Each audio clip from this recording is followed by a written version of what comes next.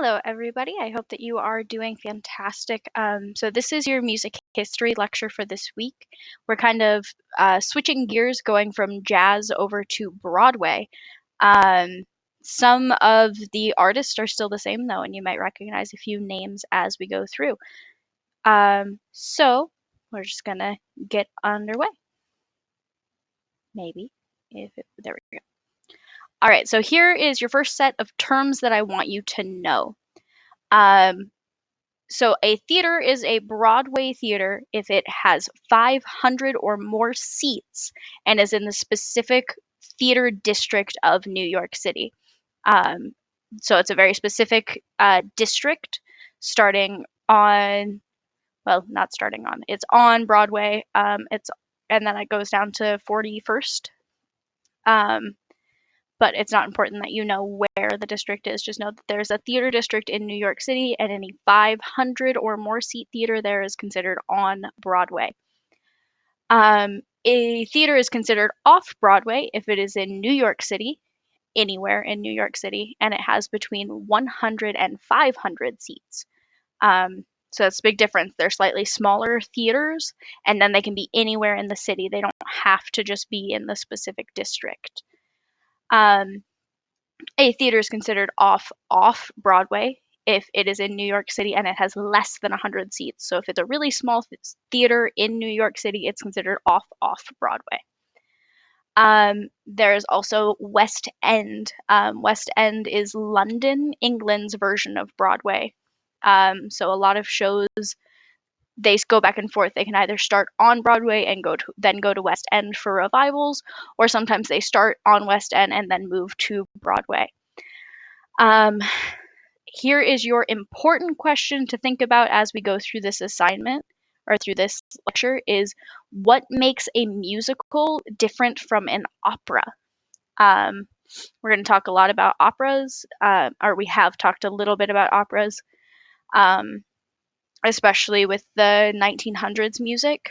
Operas were kind of the way of telling a story before we get into musicals. But we're going to discuss that on this slide. So here are some more terms for you to know. A play is considered a straight play if it doesn't have any music at all. So think any play that you've probably heard of is probably a straight play. All Shakespeare shows are straight plays. And that was kind of the form for a really long time.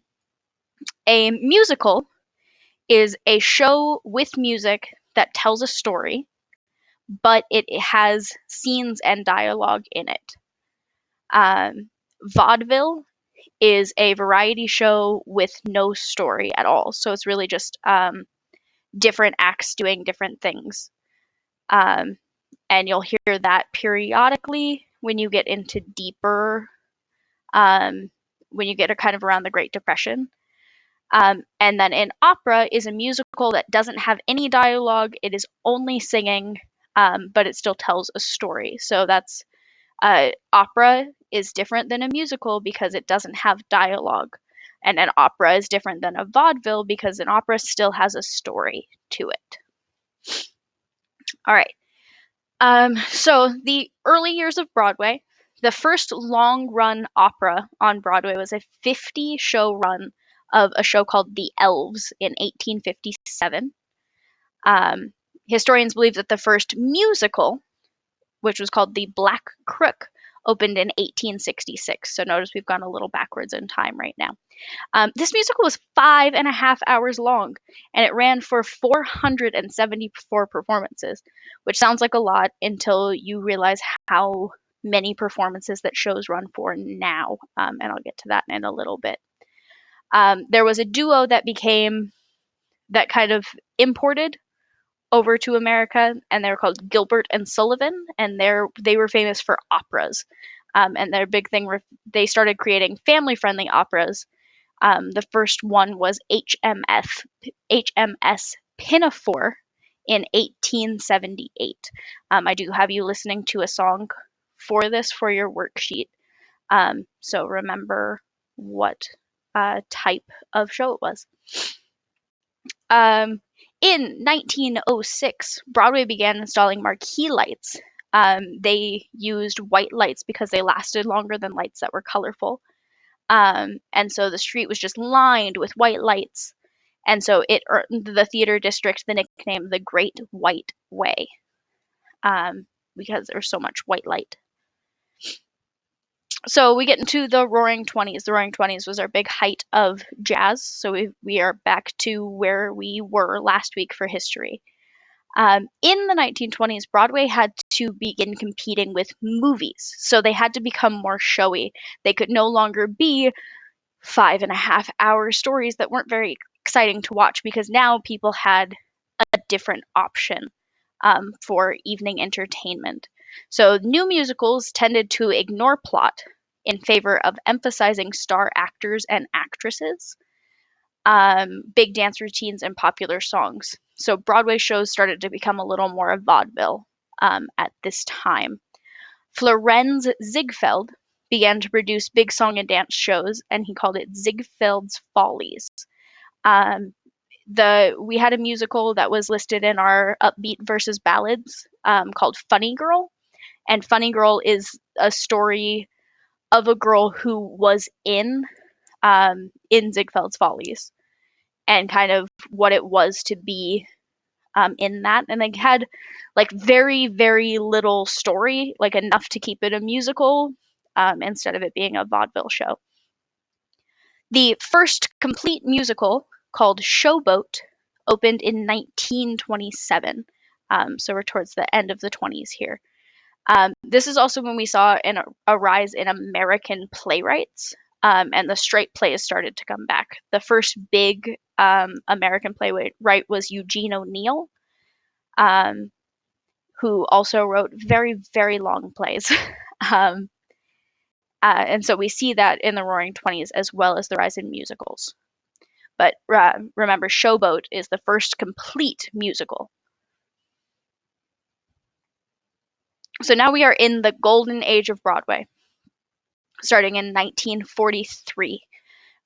So what happened between 1929 and 1943? The answer to that is not a lot, because we were in the middle of the Great Depression. Remember that, that's on the worksheet. And so there wasn't a lot of anything going on because people were too poor to do much of anything. And to get us out of the Great Depression, Broadway came back with a show called Oklahoma. Oklahoma ran officially for 2,212 performances during its first run. Last year, 2 years ago, it was revived. I do not know how many shows that has run yet, but there was a big revival of it. A revival is when they bring a show back from a long time ago that hasn't been done in a really long time, and they kind of make it a little more modern. So yeah, Oklahoma was the first big show that came back after the Great Depression. In 1944, we have Leonard Bernstein making his Broadway debut with a musical called On the Town. Leonard Bernstein would come to be known as one of the greatest American musical writers ever. He got a lot of acclaim for his show, the show West Side Story. And I would bet that most of you have heard of West Side Story in some way, shape, or form, because it is one of the most famous American musicals. So he started really kind of coming into his own, and he is, again, considered one of the greatest in American history. We have a lot of other major musicals in this time period. You have Carousel in 1945, Annie Get Your Gun in 1946, Brigadoon came out in 1947, Kiss Me Kate was in 1948, Gentlemen Prefer Blondes in 1949, South Pacific was also in 1949, Guys and Dolls came out in 1950, The King and I in 1951, My Fair Lady in 1956, and then The Sound of Music kind of was the end of the golden age of Broadway in 1959. So as you'll see, there were a lot of musicals that came out in this time span. And about once or twice a year, there was a really, really big one that kind of took center stage. Um, so that's a lot of musicals. If you want to listen to any of those and tell me which songs you really like, I'd be happy to hear it. Um, so here are some writers and composers that I would like you to know um, for the rest of your life. Leonard Bernstein, again, one of the greatest American writers of all time. He wrote On the Town, West Side Story. West Side Story is based on Shakespeare's Romeo and Juliet. It tells the story of two rival gangs in New York City, um, and a boy and a girl from each of those gangs who end up falling in love with each other. So it's a lot like Shakespeare. And Wonderful Town. Rodgers and Hammerstein are kind of some of the biggest names in the golden age of Broadway. Um, they wrote Cinderella, Carousel, The King and I, and The Sound of Music, um, which were all basically huge, huge musicals. They kind of really cemented the form. They're good, important people to know. Irving Berlin, we talked a little bit during Ragtime. He then went from Ragtime into composing um, musicals, and so he was famous for Annie, Get Your Gun. He wrote some of the Ziegfeld Follies shows, and also a show called Betsy. Cole Porter was also a musician who turned into a composer for Broadway. He wrote the musical Kiss Me, Kate, which is based on Shakespeare's Taming of the Shrew, where one daughter really doesn't want to get married, but she's the oldest daughter, and so she has to, and her younger sister really wants to get married and can't get married until her older sister does. Um, and he also wrote Anything Goes. Stephen Sondheim is another one of those great composers to know. He wrote Gypsy, Company, and Sweeney Todd. Um, he also assisted Leonard Bernstein in writing West Side Story, but Leonard Bernstein is the name I want you to know for West Side Story. Um, so if you answer that question with Stephen Sondheim, I will mark it wrong because I'm telling you the answer for the question on the worksheet um, about West Side Story is Leonard Bernstein, not Stephen Sondheim, even though he helped out.